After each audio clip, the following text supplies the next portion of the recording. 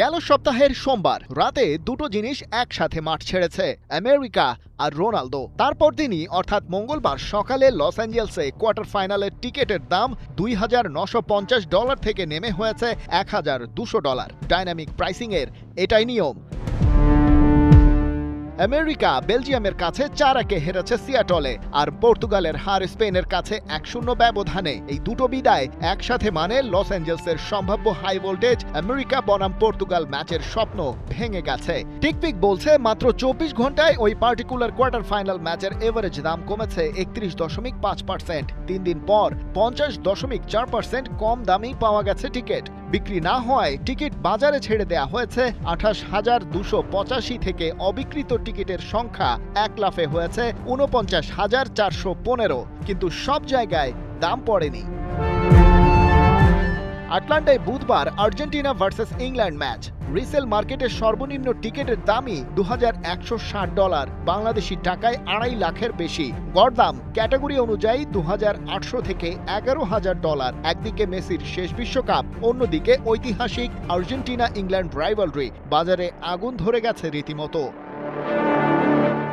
টেক্সাসে France বনাম স্পেনের ম্যাচের টিকিট সেই তুলনায় সস্তা, সর্বনিম্ন $1,103। তবে এই ম্যাচেরও মার্কেট ভ্যালু কম হওয়ার কথা না।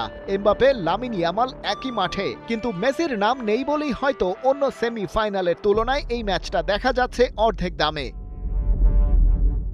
নিউ জার্সির মেটলাইফে ফাইনাল 19 জুলাই, $7,380। ক্যাটাগরি 1 মানে সামনের সারিতে 19,995 থেকে 32,970। ট্রফি লাউঞ্জের একটা হসপিটালিটি প্যাকেজ $34,500। রিসেল মার্কেটে সাধারণ সিটের দাম $5,500 থেকে $25,000। এসব তথ্যই রিসেল প্ল্যাটফর্মের বরাতে প্রকাশ করেছে ফোর্বস ম্যাগাজিন। সেসব তথ্য দিয়ে আল জাজিরা আবার প্রশ্ন ছুড়ে দিয়েছে যে মেসির কারণে টিকিট বেচে 16 আনা লাভ ঘরে তোলা যাচ্ছে, সেই মেসির আগে ভাগে আসর থেকে বিদায় ফিফা কি কখনো চাইবে? মেসিরা সেমিফাইনালে না থাকলে কি হতো, সেই প্রশ্নের উত্তর খুঁজতে টিকিট রিসেল প্ল্যাটফর্মগুলোই ঢু মারতেই হলো। যখন রাউন্ড অফ 16-এ বিশ্বর আর্জেন্টিনার বিপক্ষে 2-1 গোলে এগিয়ে ছিল, তখন সুইজারল্যান্ডের বিপক্ষে কোয়ার্টার ফাইনালের টিকিটের দাম $1,800 থেকে ড্রপ করে 1,000-এ নেমে এসেছিল। আর্জেন্টিনা ছিটকে গেলে সেমিফাইনালের টিকিটের দামও অন্তত 50% থেকে 52% কমে যেত, যেমনটা ইউএসএ এবং পর্তুগালের বিদায়ের পর কোয়ার্টার ফাইনাল ম্যাচগুলোতে হয়েছে।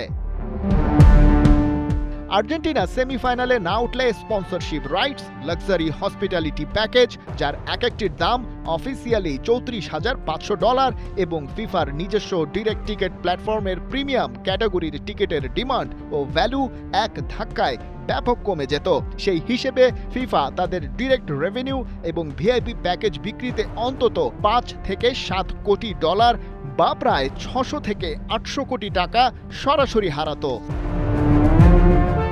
রিসেল মার্কেটের টিকিট ইকোনমি এবং ফিফার অফিসিয়াল ডাইনামিক রেভিনিউ লস এবার একসাথে যোগ করা যাক। আর্জেন্টিনা সেমিফাইনালে কোয়ালিফাই না করতে পারার কারণে ফিফার টোটাল আর্থিক ক্ষতি হতো সেমিফাইনালে $18.75 কোটি, ফাইনালে ইকোনমি ড্রপ $28.87 কোটি, ফিফার ডিরেক্ট প্রিমিয়াম ও হসপিটালিটি লস $6 কোটি, মোট সম্ভাব্য ক্ষতি প্রায় $53,62,00,000 বাংলাদেশি মুদ্রায়, যা অবিশ্বাস্য 6,300 কোটি টাকারও বেশি।